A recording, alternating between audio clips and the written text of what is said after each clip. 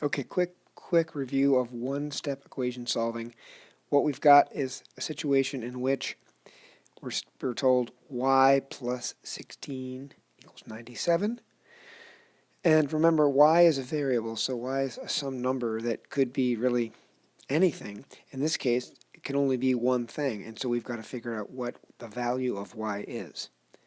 And so what we're going to do is we're going to say, well, y plus 16 equals 97. And so some number here, plus 16 equals 97. What we need to do is get y by itself. Our goal is to wind up with y alone.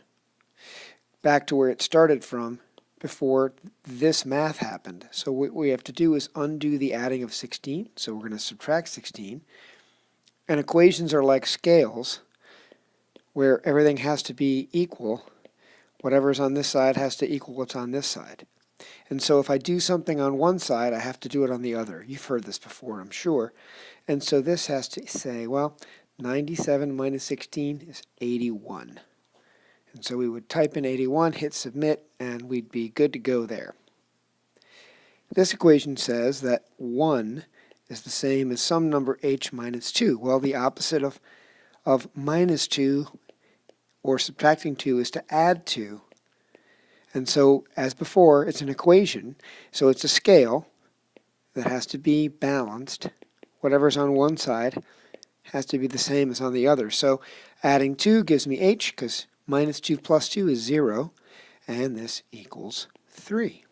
Now keep in mind, we can also do a check step here, meaning we can say, well, I've got the solution here, h equals 3. Is it true that 1 equals 3 minus 2? And if that ends up being true, then we say we've checked our equation and we're good to go.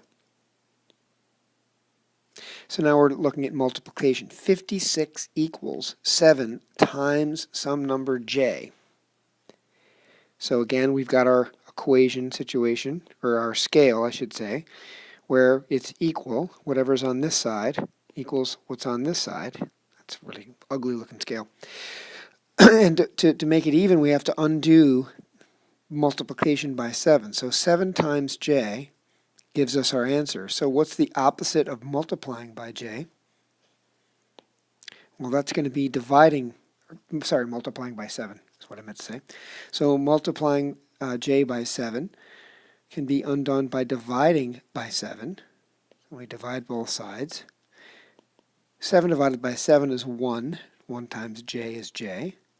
And 56 divided by 7 is 8. So we would say our answer is 8. We can always check this by saying, is it true that 56 equals 7 times 8? And a quick check with the calculator tells us that that is true. Last one, we have a variable s divided by, remember fractions mean division. So s divided by negative 4 equals 3. Well, the way we can undo division is to multiply. So what I'm going to do is I'm going to multiply both sides of this by negative 4. Whatever I do on one side, I have to do on the other, or else the equation is not going to remain balanced. So this negative 4 and this negative 4 are basically the same thing as negative 4 divided by negative 4 times s. Well, that's just 1, so that equals s. And 3 times negative 4 equals 12, so our solution is negative 12. So for a check step, we could say, is it true that negative 12 divided by negative 4 equals 3? Well, yeah, 12 divided by 4 is 3, and a negative divided by a negative is positive. So our answer is negative 12.